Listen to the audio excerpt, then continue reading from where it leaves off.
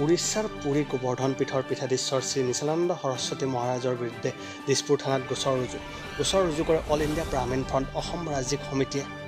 কেইদিনমান আগত গোবৰ্ধন পীঠৰ পীঠাধীশ্বৰ নিচালানন্দ সৰস্বতী মহাৰাজে সংবাদ মাধ্যমৰ যোগেদি ৰাজহুৱাকৈ অসমৰ ব্ৰাহ্মণসকলে গোমাংস ভক্ষণ কৰিছিল বুলি এক বক্তব্য প্ৰদান কৰে। এই বক্তব্যৰ বিৰুদ্ধে জাঙুৰ খাই উঠে অসমৰ ব্ৰাহ্মণ সমাজ আৰু আজি ব্ৰাহ্মণ সমাজে দিছপুৰ থানাত এক গোচৰ ৰুজু কৰে আৰু এই ঘৃণনীয় মন্তব্যৰ কাৰণে নিচালানন্দ মহাৰাজৰ বিৰুদ্ধে গোচৰ ৰুজু কৰি লগতে আৰক্ষীয়ে বিহিত ব্যৱস্থা গ্ৰহণ কৰিবলৈ আৰক্ষীক দাবী জনায়।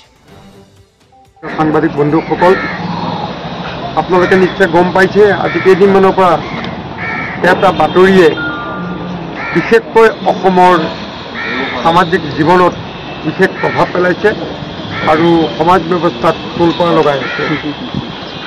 আজি কিছুদিন পূৰ্বে জগন্নাথ পুৰীৰ শংকৰাচাৰ্য শ্ৰীযুত নিচলানন্দ সৰস্বতী মহাৰাজে তেখেতে এটা ভিডিঅ' অসমৰ ব্ৰাহ্মণসকলে গোমাংস ভক্ষণ কৰিছিল আৰু তেখেত শংকৰাচাৰ্য হোৱাৰ পাছত এই প্ৰথা বন্ধ কৰিবলৈ তেখেতে প্ৰচেষ্টা লৈছিল বুলি তেখেতে এটা ভিডিঅ' ক্লিপিং তেখেতে আমি দেখিবলৈ পালোঁ। এইটো আমি চালোঁ শিকিলোঁ। আমি অখিল ভাৰত ব্ৰাহ্মণ ফ্ৰণ্ট লগত আমাৰ সহযোগী যিসকল আমাৰ ব্ৰাহ্মণৰ সংগঠন আছে আমি সদৌতিকে একেলগে গোট খাই আমি বিভিন্ন আলোচনা বিলোচনা কৰিলোঁ আৰু আপোনালোকৰ সংবাদ মাধ্যমৰ সহযোগত এইটো আমি যথেষ্ট এইটোক আলোচনা সমালোচনা হ'ল, পক্ষ পৰ্যন্ত হৈছে আৰু আমি শংকৰাচাৰ্যৰ লগত যোগাযোগ কৰিছিলোঁ যে কি কাৰণে কি ভিত্তিত কি তথ্য আধাৰত তেখেতে এই কথাখিনি কৈছে। কাৰণ অসমৰ পণ্ডিতসকল অসমৰ ব্ৰাহ্মণসকল বিশ্বৰ পণ্ডিত মণ্ডলীৰ তুলনাত বৰ সৰু আৰু কমজুৰি নহয় বা অজ্ঞ নহয়। গতিকে আমি এতিয়ালৈকে সতি অসমৰ ব্ৰাহ্মণসকলে কেতিয়াও কোনো কাৰণতে গোমাংস ভক্ষণ কৰাৰ নজিৰ নাই, উদাহৰণ ক'তো নাই, কোনো শাস্ত্ৰ ভাগৱতত আমি এই বিষয়ে আমি দেখা নাই, শুনা নাই, অৱগত হোৱা নাই। গতিকে শংকৰাচাৰ্যই কি কাৰণে এই কথাষাৰ ক'লে আমি ক্ষুণ্ণ হৈছোঁ। এইটো বুকুত মিছা কথা। এইটোত আমাৰ সমগ্ৰ ব্ৰাহ্মণ জাতি জনগোষ্ঠীটো ব্ৰাহ্মণ জনগোষ্ঠীৰ আমাৰ অন্তৰত আঘাত লাগিছে, আমাৰ স্বাভিমানত আঘাত লাগিছে। আমি বৰ দুখ পাইছোঁ মনটোত। আৰু কেৱল ব্ৰাহ্মণসকলেই নহয়, অসমত বসবাস কৰা সনাতনীসকল আৰু যিসকল আমাৰ ব্ৰাহ্মণসকলৰ অনুগামী আৰু সহযোগী আৰু আমাৰ সতীৰ্থ এই সকলোতে ক্ষুণ্ণ হৈ পৰিছে। গতিকে সকলোৰে অনুৰোধত উপায়ন্তৰ হৈ অনিচ্ছা সত্ত্বেও পুৰীৰ শংকৰাচাৰ্যৰ বিৰুদ্ধে আজি আমি দিছপুৰ থানাত এইটো গোচৰ পঞ্জীয়ন কৰিছোঁ, এখন এজাহাৰ দাখিল কৰিছোঁ। পৰৱৰ্তী সময়ত যদি আৰক্ষীয়ে গুৰুত্ব প্ৰদান নকৰে আমি গণতান্ত্ৰিক আন্দোলনৰ ব্যৱস্থা কৰিম আৰু আইন আদালতৰ যোগেদি আমি পৰৱৰ্তী ব্যৱস্থা গ্ৰহণ কৰিম। তাৰ আগতে আমি তেখেতক ক্ষমা খুজিবৰ বাবে অনুৰোধ জনাইছিলোঁ, ভুল স্বীকাৰ কৰিবৰ কাৰণে অনুৰোধ জনাইছিলোঁ সংবাদ মাধ্যমৰ যোগেদি। আৰু যদি তেখেতৰ হাতত কিবা তথ্য আছে অসমত ব্ৰাহ্মণসকলে গোমাংস ভক্ষণ কৰাৰ, সেইটো আমি বিচাৰিছিলোঁ।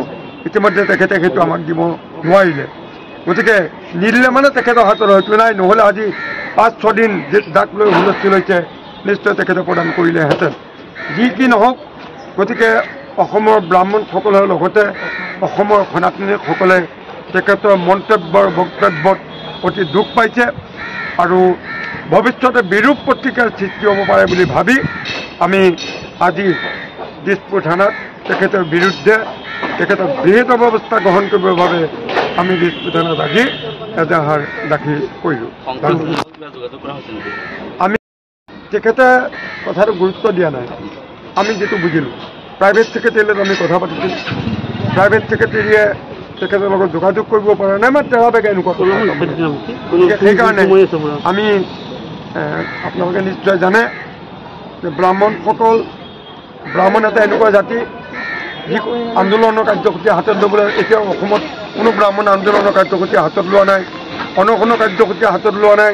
আমি তেনেধৰণৰ কাৰ্যসূচী হাতত লৈ আমি বিৰূপ প্ৰতিক্ৰিয়া বা এটা অশান্ত পৰিৱেশৰ সৃষ্টি কৰিবৰ কাৰণে আমি নিবিচাৰোঁ। কিন্তু আজি উপায়ন্তৰ হৈ আমি তেখেতৰ বিৰুদ্ধে আজি এজাহাৰ আমি দাখিল কৰিছোঁ। আমাৰ সভাপতি আছে।